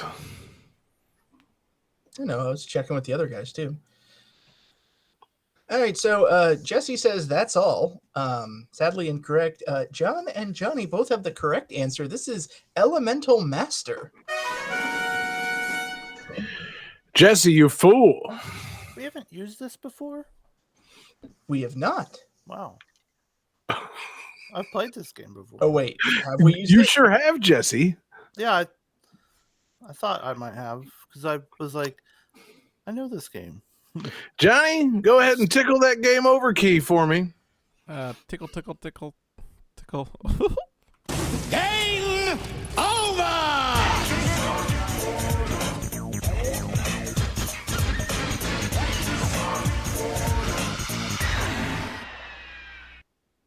David, we love you, man, but this was used in episode 209 by Jesse. See, I knew it as soon as the first song played. I was like, oh, hey, the Elemental Master. That soundtrack fucking rules. That's a good one. Been listening to that on the radio for 3 years now. it's such a like kind of obscure game. I thought there's no way that we did use it, so I didn't check. And I used to make a lot of videos about Sega games, so I played a lot of Sega games. fuck. Was this the game where you're collecting rings or something? No, that's Sonic. No. No, God, you're thinking Jewel Master. Jewel Master, that's what I'm thinking of. Also Sonic, but that's just always. Fuck. I was all excited to talk about this fun little game. You're going to blow our minds with Elemental Master. Little did you know, your mind was blown by it years ago. It's all right, buddy. You can talk about it. It's We still haven't fun. talked about it. Now I feel even bad that I feel even worse that I was like, yeah, I got a good game to close the show on. Yeah, it's all right. Yeah, but yeah, you really didn't control F on that fucking that used games used so far screen. So David, tell us your favorite thing about Elemental Master. Would you call yourself an Elemental Master? What's the best element in Elemental Master? Yeah, If the element is knowledge, no, I am not an elemental master. right. Is the element computers? Because no. No, this is a fuck. It really fucked you up, huh? It really did. Because it's a badass game. It's a top-down vertical shmup, but instead of being in a spaceship, you're just a dude in like a medieval fantasy world who's casting spells. So you're basically just like launching energy bullets out of your hand the entire time. I was all set to say like, yeah, it's pretty much Thunder Force meets Golden Axe, which is dope as hell. Apparently you all already knew that. It's got a kick-ass soundtrack. I'm just gonna do my bit. It's got a kick-ass soundtrack by Toshiharu Yamanishi. They've done a couple of cool games: Devil's Crush, Thunder Force 3 and 4. Maybe you've heard of those. Yeah, if you listen to video game music, which presumably people that are here and listening to the show do, yeah, you've heard Thunder Force. Yeah, it's soundtrack's great, man. I fucking like I said, as soon as you played that song, I was like, hey, that's I know that because it's on the radio right now. I know what fucking game this is. That's strange. Usually I don't immediately have that I don't immediately recognize it like that. But this is a delightful soundtrack for a very strange game. Is this on the Sega the Switch online service? Can I play this tonight? It is not. I mean, you can, just not on the Switch online service. Gah. Okay. Dang. That's unfortunate. Because now I'm just gonna have to play Virtua Fighter 2 tonight instead. Yeah, that's terrible very way to spend unfortunate. I mean, Yeah. Could be worse. I mean, you could play literally anything else. You could be playing that weird King Kong game that came out recently. It was pretty bad. You know, I didn't really read a thing about that. I think I saw like one image from it and thought it was like a hard drive article, and I just assumed it was fake. No, But that's a it's real not. fucking game. Yeah, no, that's upsetting. Yeah. So, not as upsetting, however, as someone getting game over on Game That Tune. David, I am just so hard. So sorry. Yeah, I was going to say so hard right now, but I instead. Well, no. So hard for the game overs. I get it. It brings me no pleasure except the physical pleasure I'm experiencing from you being game over. It gives me no pleasure aside from the massive erection. Right. Yeah, exactly. Yeah, you're really pushing me to the edge. But yeah, I thought this game was so kind of obscure. There was no way that we used it, so I didn't even bother checking. you didn't count on one Sega_legend that we had been, I don't know, utilizing on this show for the majority of its history. He was ready for you, David. He was ready for you 3 years ago. I can only say, Jesse, I am sorry. I have failed you. So No, for a less confused discussion of Elemental Master, feel free to check out episode 209 of Game That Tune. It was published in August of 2020. A less confusing time. Just push the knife a little deeper, John. Yeah, exactly. David, it was our August Absurdity tip-off episode. I can't believe you forgot about this. God. Yeah. Was that the year you got hit by a car? It might have been. That would Yeah. explain Who's got egg on their face, John? Maybe that's why you forgot. Mm-hmm. But anyway, yeah, it's a fun game with a great soundtrack. And man, there's got to be some way to right this ship. I mean, I know that we didn't, prepare any extra games or anything, but Oh well. yeah, what are you gonna do? Count.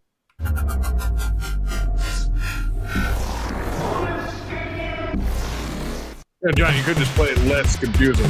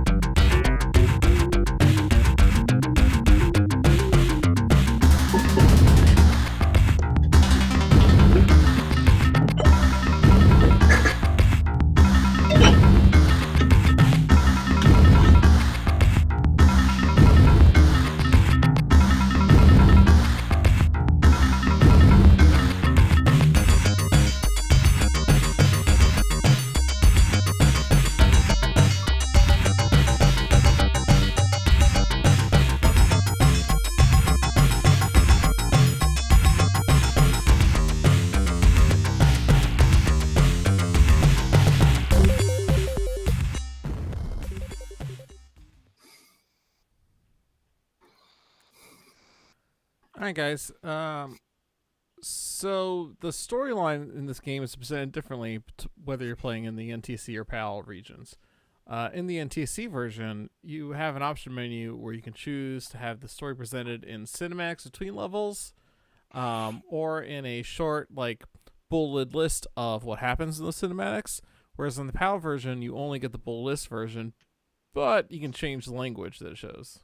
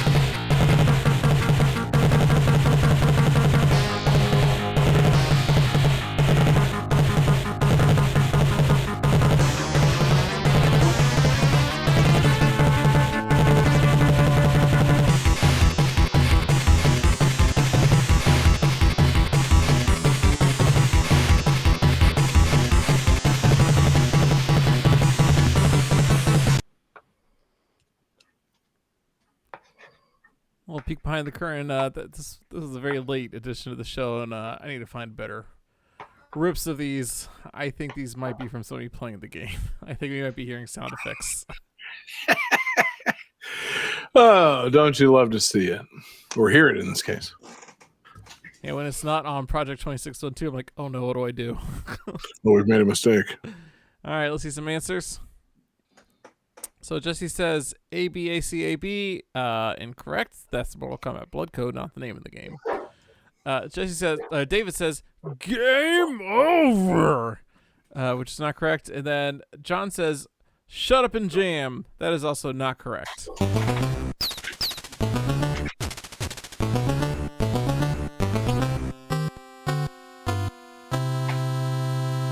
Wait, is that the Mortal Kombat code? ABACAB, I thought it was. Because that's Abacab. Yeah. That's Mortal Kombat Blood Code. a Genesis song. Oh, they could. Oh, maybe that's why they made the Blood Code Mortal Kombat. What?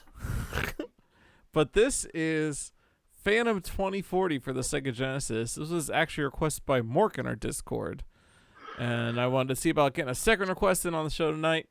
So, Mork, this is for you. This was Phantom 2040. It is a platforming side-scrolling game based on the Phantom 2040 animated series.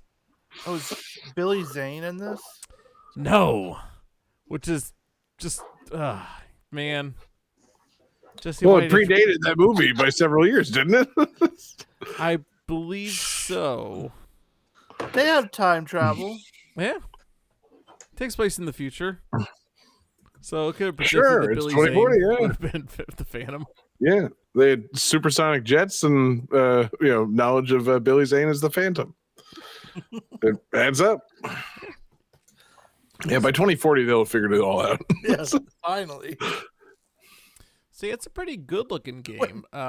in terms of like the graphics remind me of X-Men 2 Clone Wars. Like it's very just good looking, to put it simply. Johnny, I'm going to just stop you. David, you're the comic guy. Do you know anything about fucking the Phantom at this point? Like, what's the deal here? The Phantom, he was like a pulp hero that had a newspaper comic, which I think is still running. But yeah, he's amongst the same kind of crew as like Flash Gordon and Doc Savage and the Shadow. Really? Yeah, that kind of thing. There was actually, there was, I think it was an animated show that was a crossover with a bunch of these like King Syndicate newspaper characters together. So there was like a magician, the Phantom. I think Doc Savage was in it too. It was really weird. Interesting. I knew it was something, a like comic strip, but I besides it being a comic strip and a Billy Zane movie, I really didn't know anything about the Phantom. So I'm surprised to learn that somehow someone managed to make a game out of it. Like, it doesn't seem like the kind of thing that anybody was asking for. But, maybe that's just my ignorance. I don't know. Like, it was the 90s. Maybe I missed out on the Phantom craze. There was in the 90s, there was a period where like throwback pulp characters got movies, because there was the Phantom. They did the Shadow with Alec Baldwin. I want to say there were like one or two more. Like, I don't know why, but it was a thing. Was Darkman one of those, or was that an original creation? It was an original, but it was very inspired by. Yeah. Don't forget Dick Tracy. I was about to say Dick Tracy. Yeah. Trying to think of what else we got. And talking about 90s pulp, how can we not talk about Pulp Fiction? Never heard of it.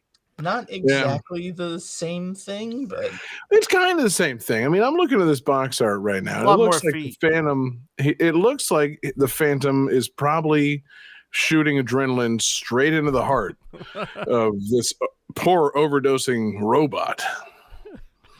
I assume that there's probably a level that takes place in a 50s throwback cafe. I'm looking it up. You order a burger from Steve Buscemi, and then you dance with Uma Thurman as the Phantom, of course. Wait. My main question, David, is would Pulp Fiction be better if John Travolta was replaced with the Phantom? Yes. No. Yes. No? Okay, hold on. Nothing against the Phantom, but I feel like John Travolta is integral to that movie. Wait, does that mean he get shot on the toilet? Yes. Spoilers. God, that'd be real fucked up if you saw the Phantom getting all fucking shot on the toilet. You'd be like, oh, wouldn't it be great though if the whole movie it's fucking Samuel L. Jackson in a black suit and his partner is the Phantom? They got McDonald's in the jungle. Yeah.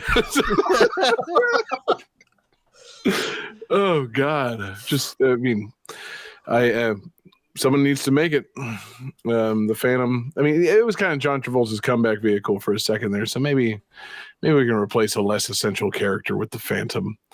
Let's go around the horn real quick. Name a character in Pulp Fiction that you would recast with the Phantom. Jesse. Oh man. Maybe the guy in the GIMP suit. The GIMP? It's just the Phantom down there.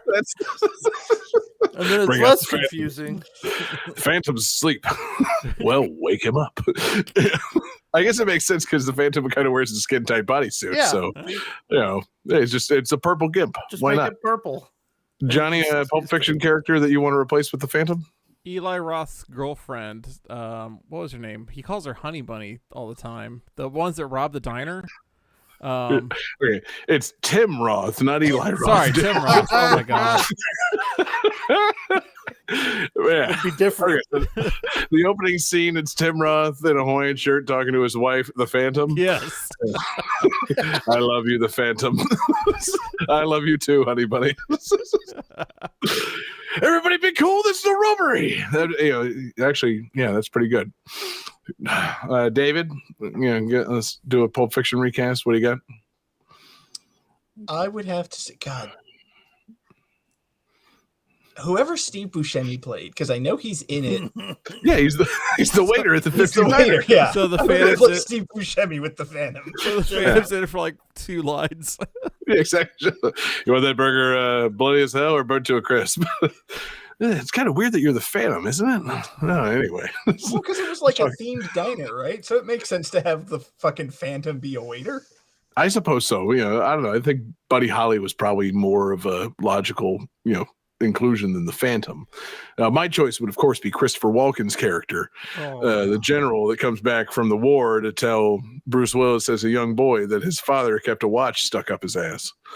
God, I always forget that's what that movie is from. Like, that's the movie. It's a fucking great movie, man. It's really good. It's got so much. It's so deep, and it's got so many things going on. And yeah, just picture a little kid and a Phantom walks into his house and starts talking up this watch.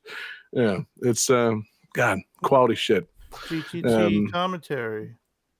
God, yeah. Just let's watch Pulp Fiction as though every character is the Phantom, and comment upon that. That guy that Billy Bruce, Zane was popular. Yeah. the guy that Bruce Willis just beat to death in the boxing match off screen, the Phantom. Right. Mm-hmm. Yeah. David, do you remember who plays Marvin, who gets shot in the face? The Phantom. The Phantom. Yeah, I'm gonna have to say the Phantom. Yeah, I remember it's weird. I have memories of it being Phil Lamar, but no, it is the Phantom. Phantom Yeah. cheese. Right. God, what a. God, Uma Thurman is the Phantom. Now listen, you want to talk about fucking pilfs? Phantom. Fucking Uma Thurman in the God. Phantom look. God, when Billy Zane ODs, it's so great. The Phantom with that wig on, man, like, oh, hubba hubba. Yeah, okay, so let's all just fucking go as off the rails as this episode has, and yes, we'll do a full Phantom Pulp Fiction discussion where yes, somehow in our eyes, every character is the Phantom. We could probably AI this, right? We could do a double feature. Watch the Phantom and then watch Pulp Fiction. Pulp Fiction. Mm-hmm. Or watch Phantom 2040. That's actually the thing we're supposed to be discussing. Yeah. It's So fine. we watched the Phantom 2040, the fucking cartoon series about the Phantom, and then we then watch Pulp Fiction. It's God, that's quality content, guys. We should watch that movie and show. We could And maybe play this game. I don't know. We could take the movie Pulp Fiction, but every time somebody says fuck, it plays an entire episode of Phantom 2040, the animated series. How many episodes are of the Phantom? Hopefully enough. I don't know. I don't think so. That's actually a good question. Hold on. How many episodes of Phantom 2040 are there? Oh, well, shit, Jesse. There's 35. Okay. How many times do they say fuck in Pulp Fiction? Okay, hold on. Let me Google that. I That feel seems like like it a might fun be thing. slightly more than 35. 36. Oh. God damn, in a row? God damn it. 37. Oh. You guys want to do a quick Prices Right on how many times they say fuck in Pulp Fiction? 1. Okay, Johnny's in with 1. So it's a bad way to start, Johnny. You should never do that for the first bid. Jesse? 25. Okay, David? You know what? Fuck it. 237. Oh, man. David is easily the closest without going over. They say fuck in Pulp Fiction 265 times. Yes. Wow. So, yeah, we could watch The Phantom 2040. What's that? We just have to fucking- rewatch episode. Yeah, a lot. Just rewatch the show several times. Oh, I hate this idea. Yeah, suddenly I'm not into it. I was into it when it was just that fantasy, that Phantom wearing the fucking Uma Thurman wig. But no, watching the whole cartoon series in the midst of Pulp Fiction, feels like you're getting more cartoon than Pulp Fiction at some point. Given that there's 265 instances of having to watch the Phantom versus watching a 2-hour movie. We'll workshop it. We're on the right track to it. We have a good idea here. Clear out a weekend. This could be our marathon stream, guys. This could be what gets us big. Fucking people find out that we're doing the stupidest fucking thing, the most downright esoteric thing possible. Like, these guys are watching a weird 90s cartoon every time someone cusses in Pulp Fiction. Yeah, I'll follow it. That why not? Like, I've followed stupider things than that. So, guys, we could do it. Maybe we could do it in shifts. Ooh. Think about it. Yeah, doesn't have to be just all of us or just one of us. We could swap in. Do a whole big thing. Mm-hmm. Yeah. It's again an idea that we need to work on. I'm not sure we're there. But yeah, so Phantom 2040 done about as well as we can for a bonus game at this stage of this episode. What a fucking nightmare this episode's been. Well done, Johnny, bringing a fucking bonus game to this show. It's good that you had it in your back pocket. Who knew that we were going to need it? But man, I kind of want to go watch Pulp Fiction now. I mean, it's weird. And the Phantom. Yeah, it's strange. I got a Jones for the Phantom right now. Calculating computer activated. I'm just trying to say that Yoshi's Cookie is pretty good, and you match cookies. Can I say that? Can I? No? Like, fuck, man. Scoring complete. This That's a game's band winner t-shirt. is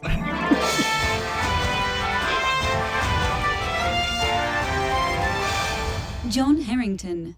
You Yes. said band t-shirt? That's a pretty weird band name.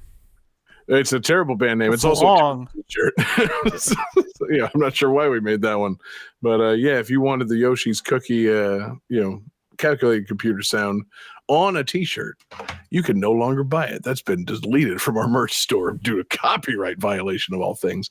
But more importantly, the episode's over and I've won. So, man, guys, it's up to me to pick a theme for the next episode, and of course, based on this episode, I got a fantastic theme in mind. Something that I was thinking about as I was picking Aerobiz Supersonic for this episode. Something that, like I said, had I rented Aerobiz Supersonic when I was a young man, if I had rented it, I would have discovered it did not contain what I would call this, and I would have been pretty disappointed. I want games in which you play as a character that can fly. I don't want an airline simulation game. Don't bring me Aerobiz next week because there's not really a character in play in that. Don't fucking draw me a map of fucking airline routes, Johnny. Well, and we used it. Doing it. No, Aerobiz Supersonic was the sequel. Johnny could still use the original. Oh. It's a franchise, Jesse. Okay, Yeah. But yeah, no games in which your character can fly. Easy money. You know why? Because that's the best kind of game. A lot of games let you take flight, leave the ground for a short time. It really doesn't matter. There don't need to be a lot of questions about it, Johnny. There don't. What? Oh. Well, what about games where you fly sky high? Yes, Johnny, that counts. Oh, okay, beautiful. So what if? Wait, do you mean proverbially or something? What are you talking about? What about games where the soundtrack says, I want to fly sky high? We've used most of those. Damn it. Yeah. Don't fucking do this, Johnny. It's well documented. That very terrestrial racing game you're talking about. We've used it on the show. But yeah, no, games in which your character takes flight. There it is. If you can leave the ground for a short time and not be forced back down to it. Yeah, I'm not talking about a big jump. I'm talking about flying. It's valid. So, it doesn't even have to be your character flying. Your character could be in a vehicle that flies. Your character could be in a level that is flying high above the ground. As long as your character leaves the ground in some flying manner, it's a good game Flying for next house. week. Could be a flying house. Well, you said a flying I guess manor.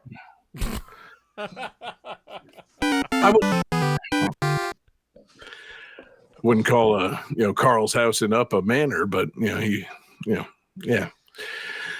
You're on track there, Jesse. You know, you should write crossword puzzles with that kind of wit. So yeah, flying characters next week. Game That Tune.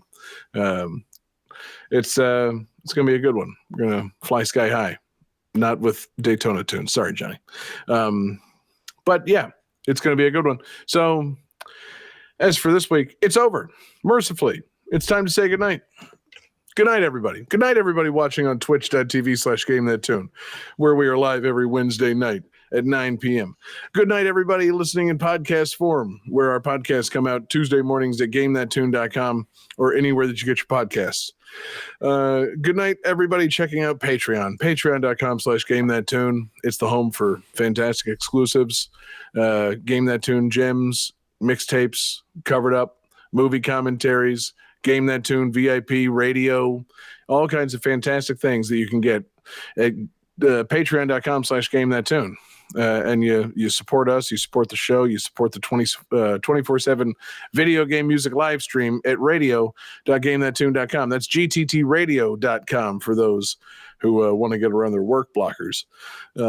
Check out Patreon. Support us. We love you guys supporting us. Special thanks, of course, and good night to the Absurd fans, Daniel Perky, Taylor Y, Sam L, Phoenix Tier 2121, Beast Pond, and the Kerrigan, a fantastic group of Patreon Absurd fans and edited out of this podcast guests that we have there at Patreon.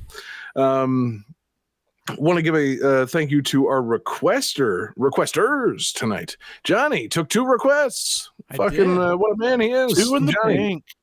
I'm saying. Wait, what? Yeah, hold on, wait. Johnny, thank the requesters. I'd like to thank the Kerrigan from our Discord and Mork from our Discord. Yes, Kerrigan, fantastic request. Mork, fantastic request. Make your requests in Discord. That's the best place to make them, or you can make them at GameThatTune.club, our fantastic social media site. You know, Johnny, we really didn't do a good job of promoting the fact that you can probably find most of the tunes from tonight's episode using GameThatTune.club. Do you want to talk for 12 seconds about GameThatTune.club? So there's a bot on GameThatTune.club called the 2612 bot, as in the YM2612. I wish I'd named it in hindsight the YM2612 bot, because that makes a lot more sense. But if you follow 2612 bot at GameThatTune.club, it posts a Sega Genesis / Mega Drive / Sega CD track every day, randomly, random ass tracks. No repeats, just a random track every day. Yeah, and you know what? They're all pretty much bangers. So if you like random Sega Genesis tunes, you can find them at GameThatTune.club. It's kind of like what a lot of accounts probably tried to do on Twitter, but we're doing it at GameThatTune.club using Johnny's own design. So check that out. Discover some new tunes. Enjoy Sega Genesis or Mega Drive music. And yeah, that's I think that's going to do it. Good night, everybody. The show's ending. And you know, I gotta take you home with bonus tunes, and so it's time to take flight with a brand new game. And you know, if you're one of those people that doesn't want to hear a song outside the context of its game, then I would say turn away at this time and thank you for listening. But if you're somebody that wants to hear brand new music that's also available on gttradio.vip, our VIP service, we've got the Super Mario Brothers Wonder soundtrack. Oh. It's time to take flight with the airship theme from Super Mario Brothers Wonder. Maybe you've heard of it. Maybe you're playing it. I'm playing it. Would I say it's wonderful? Yes, I would. So we love you guys. Peace out, everybody.